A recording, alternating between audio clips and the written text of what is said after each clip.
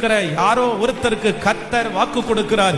நீங்க சொந்தோன்னு நினைச்ச எத்தனை பேர் உங்களை கைவிட்டாலும், நீங்க சொந்தோன்னு நினைச்சு எல்லாத்தையும் கொடுத்து கொடுத்து கொடுத்து ஒருவேளை இழந்து இன்றைக்கு நீங்க கடந்து போகிற இந்த சூழ்நிலையில எந்த சொந்தங்களும் உங்களுக்கு முன்னாடி வராம உங்கள்கிட்ட இருந்ததெல்லாம் உறிஞ்சு எடுத்து உங்களை தனியா நிக்க வச்சு இன்னைக்கு ஒருத்தர் கூட என் கூட இல்லையே, ஒருத்தர் கூட என் கூட இல்லையே. போன் பண்ணா திட்டலாம், போன் பண்ணா நீ அப்படி நடந்த அதனாலதான் அப்படின்னு சொல்லலாம். ஆனா ஆண்டவர் மட்டும் உங்க கைய பிடிச்சு, டேய் மகனே மகளே, நான் உன்னை இப்ப இல்லப்பா, நீ எனக்கு சொந்த பிள்ளைன்னு சொன்னது இப்ப இல்லப்பா, நீ கெட்டவனா இருந்த போதிலும், நீ ஏமாத்தின போதிலும் கூட அங்கேயும் நான் தான் உனக்கு சொந்தக்காரனா இருந்தேன்.